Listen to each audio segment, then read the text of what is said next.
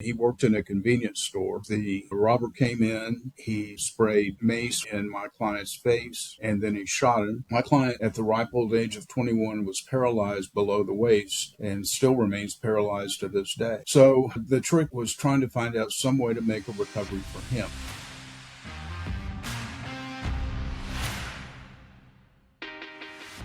Hey, what's going on, everybody? Joel Irway here, and welcome to another very special episode of Experts Unleashed. I'm very excited about today's guest, Lennon Wright, and we're going to dive into his story and get to know him a little bit more. But before we do, let me give you a quick introduction about who our guest is here today.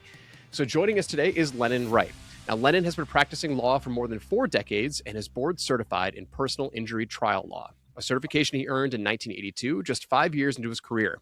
A magna cum laude graduate of the University of Houston Law Center, he has been AV rated by Martindale-Hubbell since 1984, and his appellate work has twice changed Texas law in favor of injured victims and the families of those wrongfully killed, including the landmark Blackwell v. Harris County decision that secured death benefits for the children of an off-duty deputy, and All-Tex Roofing versus Greenwood, which reshaped how the statute of limitations runs against insurance agents who failed to procure proper coverage. He's also won and defended a $1 million verdict against an insurance agent on behalf of a small business, the kind of creative, resourceful casework he's known for across Texas. Over his career, Lennon has built a reputation as the lawyer who takes on cases other attorneys say can't be won. He represents injured victims, not insurance companies, and he's been doing it longer and at a higher level than almost anyone practicing in Houston today. Lennon, welcome to the show. Well, thank you, Joel. It's good to be here. Right after I started law school, I started clerking for Miller, Gann, and Purdue. Jim Purdue was one of the lawyers that I worked for, and I was working on some assignment in the library. That was my office, the library. And Jim came in and gave me a poem. It was a poem written by Edgar Guest saying it couldn't be done. And basically, the poem is a dressed up version of The Little Engine That Could. And that has been an inspiration to me for all of these years. So when I had a fellow come into my office, and the facts were pretty brutal. He had been doing some roofing work at a school, and he fell off the roof, landed on his tailbone, had severe back injuries. He had broken leg. He had erectile dysfunction. He had everything. I can't remember all the injuries at this point in time, but the problem was that the people that he worked for had no workers' comp. The roofing company that his employer was working for, however, did have workers' comp. And so the problem was trying to figure out how to make this guy a recovery. So we cheated. We started looking in those black books, and in the statutes, in the labor code, it says if you subcontract out the work with the intent of avoiding liability as an employer, then you are treated as the employer of the injured employee for purposes of workers' compensation. So the way the roofing game works in Houston, and probably all over the nation, is some roofing company will submit a bid to build a new roof, repair a roof, or what have you.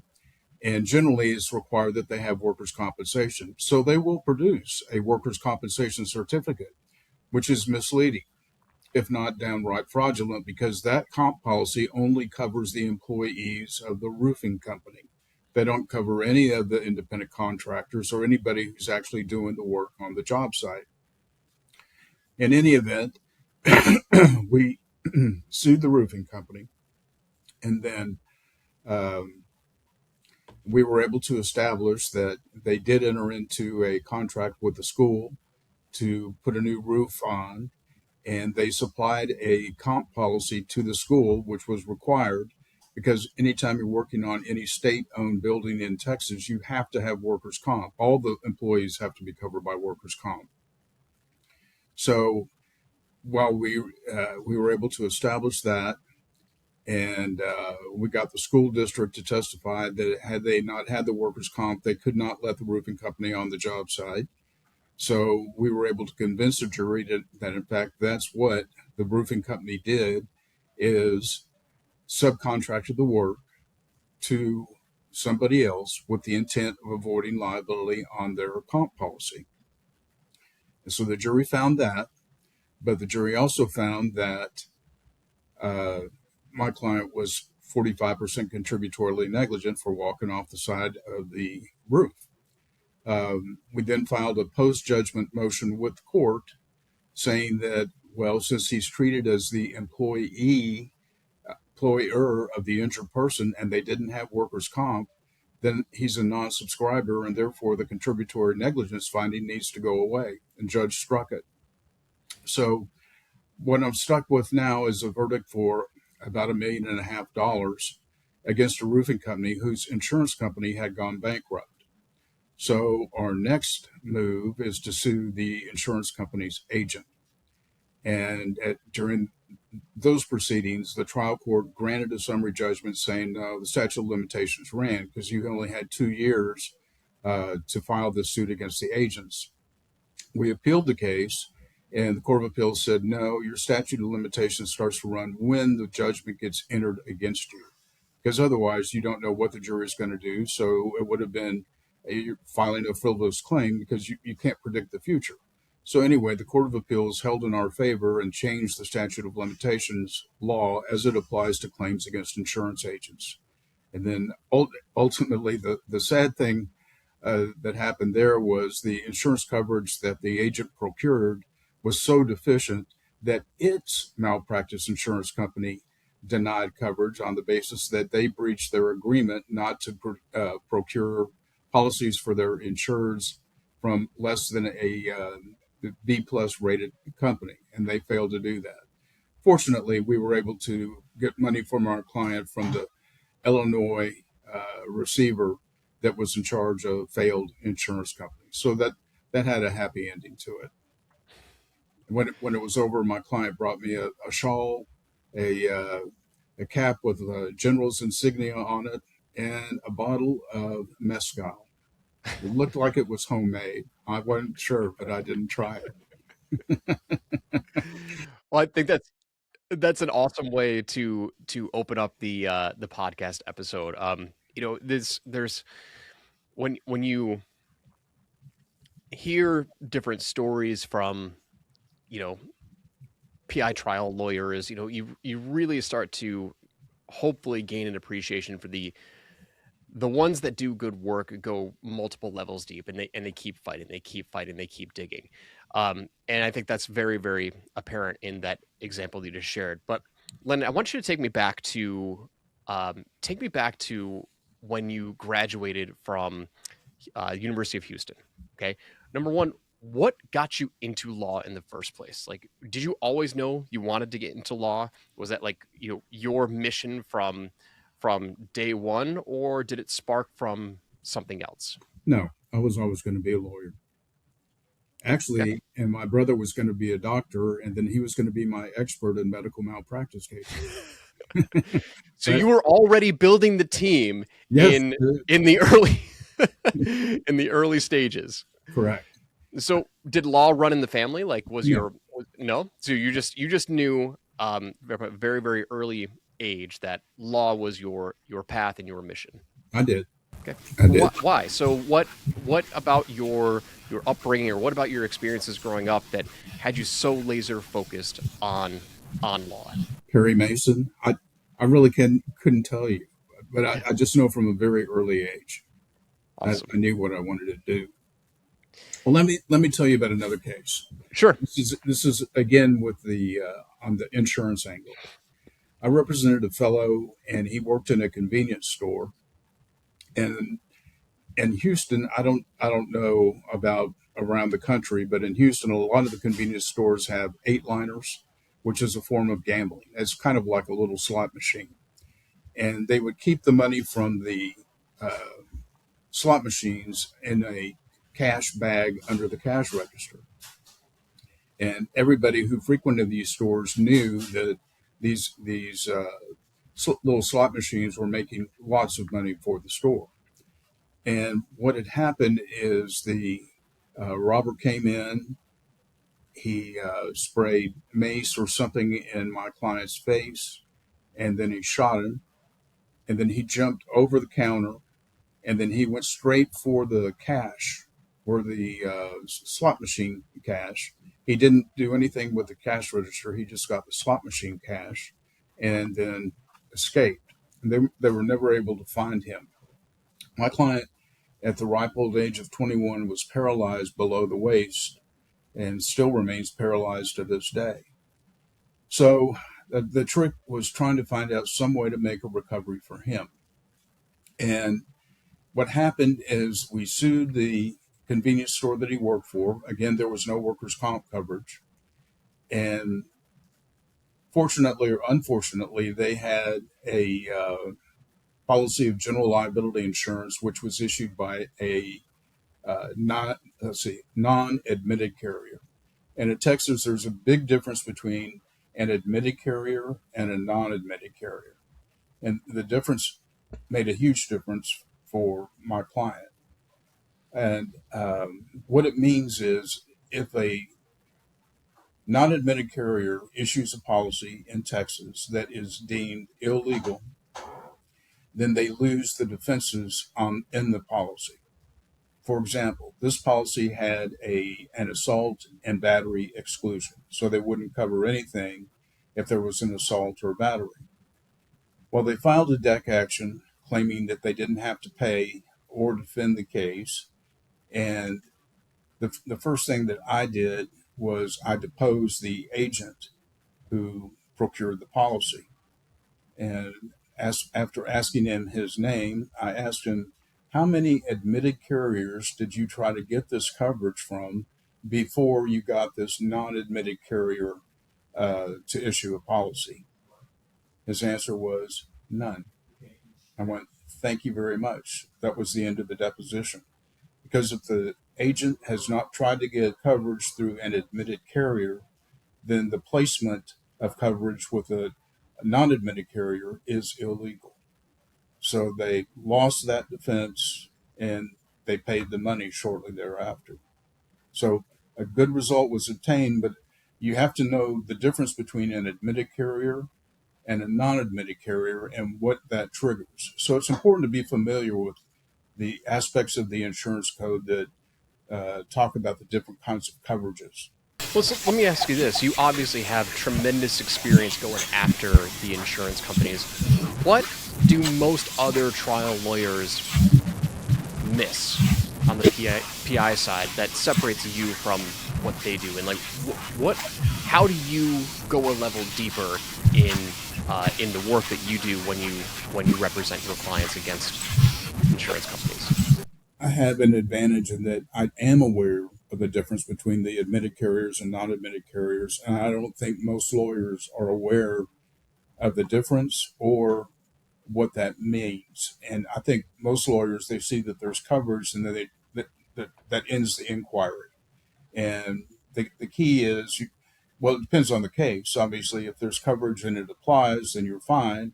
But if there's coverage with an exclusion, like in my case with the assault and battery exclusion, then you have to find some way to get around that exclusion.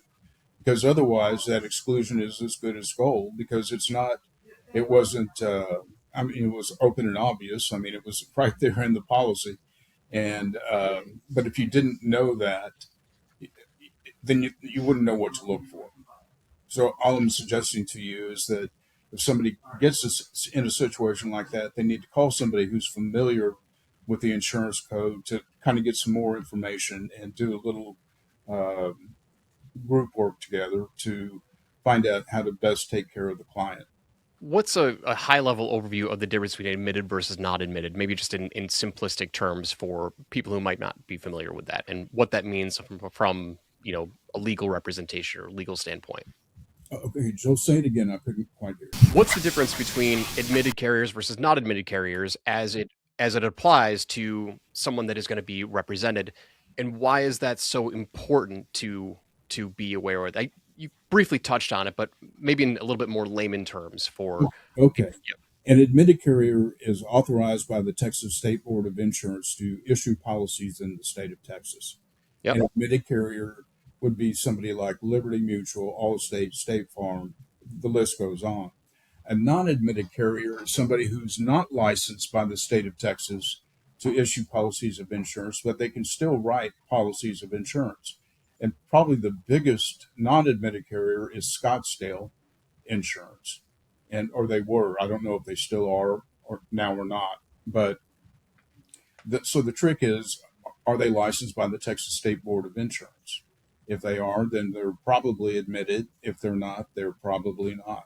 And the difference it makes is the exclusions in the policy that are in an admitted carrier's situation. Those are going to be upheld by the courts. But the exclusion in a non-admitted carrier's policy may not be, depending on how the policy got issued. And if, like in my case, if the agent didn't try to get coverage first through an admitted carrier, then that's the problem. Got it. Okay, yeah, that makes sense. So, Lennon, out of the course of 4 decades of doing this work, what has fundamentally changed over the course of 40 plus years in terms of practicing personal injury law today? Like, how have things shifted in recent years versus 30, 40 years ago? Well, in Texas now, the Texas Supreme Court is where plaintiffs' hopes of justice go to die.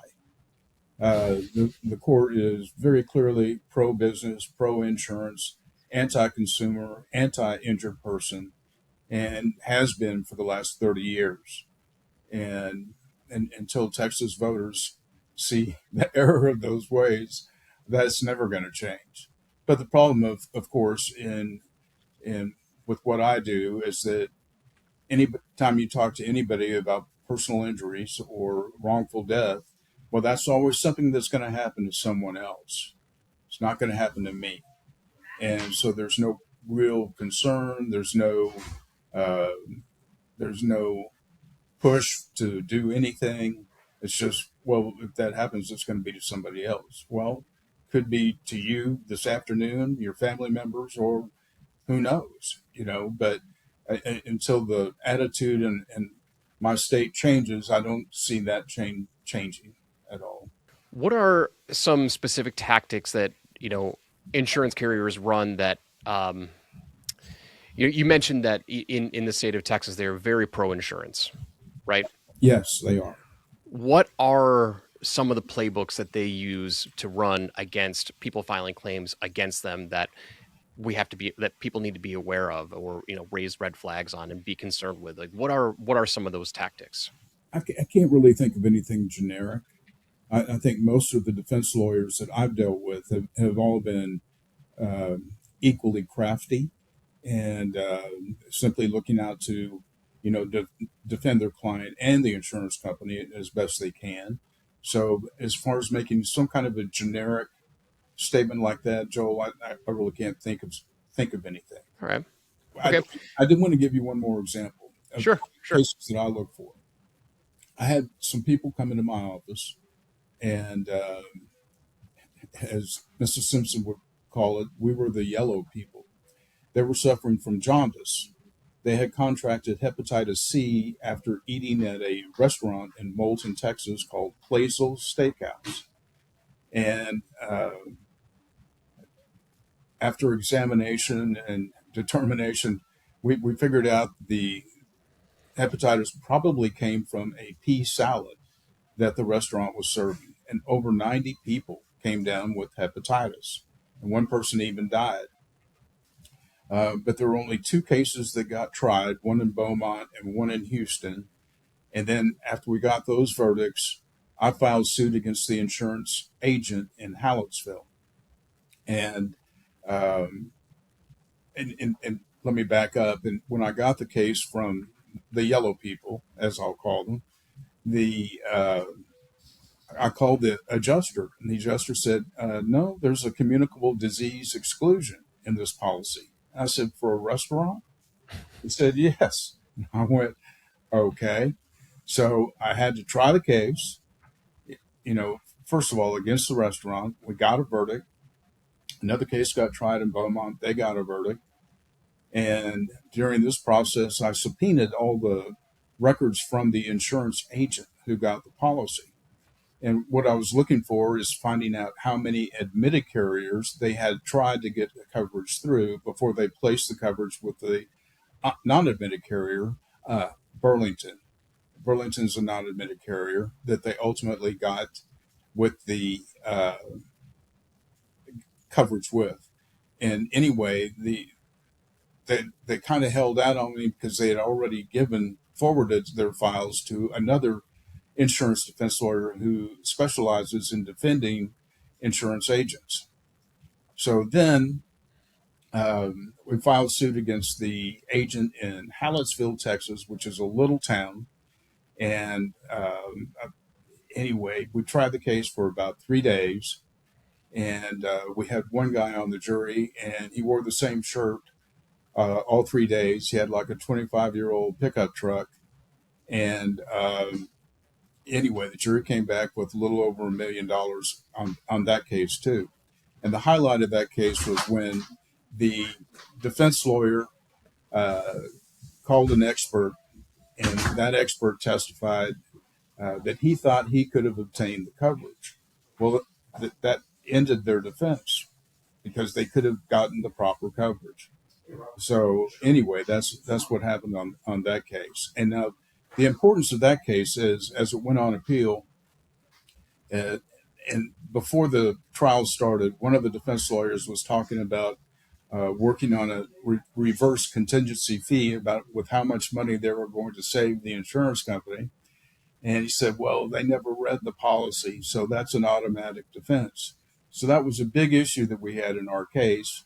And the wife testified that when she got the policies, she made sure the names on the policies were correct and that the coverages were correct. But no, she didn't study all the fine print and the boilerplate and all the other things that we went through with the jury to show how ridiculous most of the language in the insurance policy was, and there would have been no point in reading it anyway. Anyway, so the Court of Appeals held that you don't have any duty to read your policy, which is a big, fairly dramatic change in Texas law, because heretofore it had been pretty well consistently held that you were bound by the terms of the insurance policy, even if you hadn't read it. That's not the case. It's simply an issue of contributory negligence, but it's not an absolute ironclad, you're out of here kind Yeah. of. One of the things that I found interesting while I was preparing for this interview. So, Lennon, you have been representing the plaintiff side your entire career. Is that Yes. correct? Yes. Okay. So, I've spoken with many trial lawyers and many trial attorneys, and a lot of them start out on the defense side or start out on the insurance defense side, and then they migrate their way over to plaintiff. Whereas you've been 100% plaintiff the entire time. Yes. Why did you've been always obviously you're very committed. You've had a very clear direction of what you wanted to do. What made you, why have you been exclusively plaintiff represented your entire career without going to the other side of the table or starting on the other side of the table? Well, I want to help people. I don't have any ambition to save insurance companies any money. And in fact, my ambition is to do exactly the opposite and cost them as much as I possibly can. But I want to help people. And giant corporations or giant companies, I don't feel any empathy for, I guess would be a good way to say it. So I think that's very noteworthy of highlighting, because there is such tremendous risk of being a plaintiff trial lawyer, where you're taking on these cases and you're putting you're investing your time, your energy, and your financial resources up front before ever, getting a verdict or getting some sort of resolution. So I think that is extremely impactful to highlight, because your entire mission has always been to help people. Is there more to the story behind that of, why you want to help people, or, why you want to cost insurance companies as much money as humanly possible? Or has that just always been your drive? That's it. But I will tell you a funny story. Yeah. The Harris County case where we finally got the deputy's children a recovery, that case took 15 years. The roofing case took 8 years. The insurance agent case with the hepatitis took 12 years. And my dad, who was 85 at the time, said, "I think you should quit taking these kinds of cases." It's a long burn, isn't it? Yeah. I feel like people need to have a high appetite for risk if they get Well, um, plaintiff's y- lawyers are risk takers by yeah, definition. I mean, yep. it's my time and money. It's litigation is not cheap, as you very well know. It's an Hmm. expensive hobby. What happens, say, when you were analyzing a potential case or a potential client to take on? Can you walk me through maybe the first two or three things that you were looking for in terms of, you know, your qualifications, your criteria if someone brings it? Because obviously you can't take them all, right? What are some of the things that you're looking for when a case is presented to you for consideration? Well, I want to meet the plaintiff. If I don't like the plaintiff, the jury's probably not going to like the plaintiff either. And I think that's the key thing. And the second thing is the plaintiff's story compelling? What is it about it that makes it compelling, or wants me want to invest my time, effort, and money in? So I think those are the two of the things. And the third thing is I've never had a lot of interest in straightforward rear end collisions, although that's probably the easiest moneymaker there is. But my interests have always been uh, something a little more nuanced, like with the claims against the insurance agents, or subcontracting the work with the intent of avoiding liability. Something off the beaten path is is how I would call it. In the intro, I highlighted two cases that you worked on that changed Texas law in favor of injured victims. When that happened, did that fundamentally, like, what type of impact did that make for you when you could see, like, not only yes you won for the plaintiffs, but like a deep rooted change? Is that, you know can you speak to that at all? Like, did it really? It's a huge sense of self gratitude. Like, to be honest with you, I mean, Yeah. it's a real pat on my back. Is how I would describe it. I was grateful for the result for the client, but I'm also grateful for the results that it's going to bring for other clients down Yeah, the road. I would have to imagine. I don't think that's very often the case of most you know trial lawyers, of making that type of permanent impact, permanent change in a ruling or in law. Very rare. It's very rare. So after 48 years of doing this, what do you believe about personal injury law now that you didn't believe maybe 10, 20, 30, 40 years ago? Like, how have your beliefs maybe shifted as laws change? And you obviously know that the laws are very pro insurance. Um, what are some of your beliefs and how they've developed over the years? Well, I'll tell you one change that is significant is it used to be that medical bills basically were the same. Somebody went in for some procedure or had these types of procedures done, their bills were about the same. And that started changing pretty much in the 80s and most notably in the 90s. And you could get a knee operation in Pasadena for $6,000, but if you went to a hospital in the medical center, it was going to cost $25,000. Same procedure, and just in a different part of town. And I'm, I don't know how else to describe it. It seems to me like not doctors so much, but hospitals have been gaming the billing codes to maximize however much they can to get the insurance companies to pay them as much money as they can. And so I assume that there's something unfair going on both sides. And I think the Mm. insurance companies probably started it by delaying payment on claims, questioning payment on claims that should have been paid. And then the hospitals respond and go, okay, fine, you wouldn't pay for that. See what you're going to do with this one.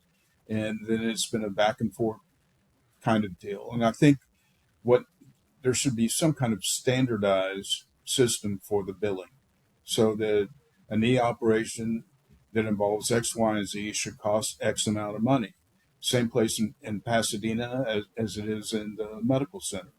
And the other thing too is I think it would be good for consumers. If you have to have an MRI on whatever part of your body, and an MRI is an MRI is an MRI. So are you going to go to the one for $1,000, or are you going to go to the one for 15,000? Well, if it's out of your pocket, you're going to go to the $1,000 one. And I think consumers would do the same thing with shopping around for medical if that was available to them and they were able to make such a choice. Mm. But for example, I had one poor lady, and somebody ran a red light and broke her leg.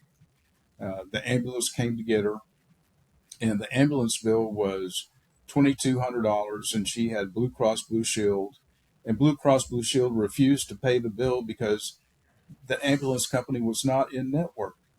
Well, excuse me. When this poor lady got her insurance policy, she didn't plan on being in a wreck, A. B, she had no idea that ambulances were even in a network. And ultimately they paid, but not without, dragging and pulling them around. But something needs to be done about the medical bills. That's the biggest change I've seen. Do you see a light at the end of the tunnel? Do you see any hope in legislation or normalization or standardization of medical bills coming down the pipe at all? Or do you kind of see this still as a tangled mess for the foreseeable future? For the immediate foreseeable future, it's going to stay a mess. And I think it's going to take some kind of federal regulations, for example, using the Medicare payment guidelines that will just shift over to the rest of the medical billing. But it's going to take something federal for it to occur. In our state, no, there's not going to be a change without that kind of impetus.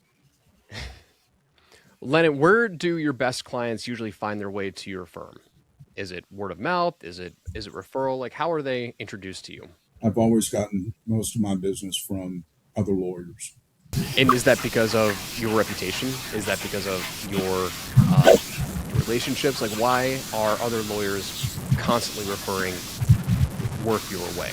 Well, some are friends, some because of other cases I've handled, and some of them are because of cases I've handled for some of their friends. So that kind of a network. Yeah. Awesome. If you could leave one message for my viewers in terms of, what makes you different from other trial lawyers that we haven't already discussed, but in your own words, how would you differentiate yourself from other PI firms, other PI trial lawyers? What would you tell them? When I went to law school, my torts professor was Jim Kronzer, a very famous lawyer. And Jim Kronzer, I don't know how the University of Houston roped him into teaching torts, but they did for that 1 year. And the one thing that he said that really impressed me was, he said, perseverance. That is probably the most important part of our business. You've got to persevere. Keep on going. Just like the poem, it couldn't be done. You just have to keep on going. I love it. Well, Lennon, where can people reach out to you? Where can people find you if they wanted to reach you? I have a website and an email, and Lennon at lennoncwright.com. And my phone number is 713-654-7878. So one of my big takeaways from this interview was a handful of things. Number one, I think the poem was fantastic. It's not the little engine that could, but it is, it couldn't be done. I think it's a great, a great message and metaphor. But I also think that it's so refreshing to see someone who is so committed to representing people and wanting to help people and stick it to people who need it to be stuck to in terms of the insurance companies, because there's so much wrong that is happening in that space. And I think it's such a breath of fresh air to see someone who's done this his entire career, immediately started out on the plaintiff side, didn't come from the defense side, didn't come from, insurance defense, and just saw a better opportunity on the plaintiff side. They wanted to help people from day one. They understand that it's going to be risky, but they did it anyway. And so that was the biggest takeaway that I had. I think it's very, very honorable and extremely refreshing to hear that story. So Lennon, I appreciate you being on the show. Thank you for sharing your story. Is there anything you wanted to share with our listeners before we wrapped up? Do what you can to set fire to the rain, and you'll be successful.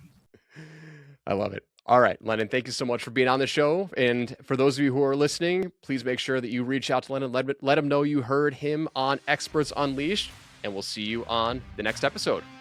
Take care. Thank you, Joel.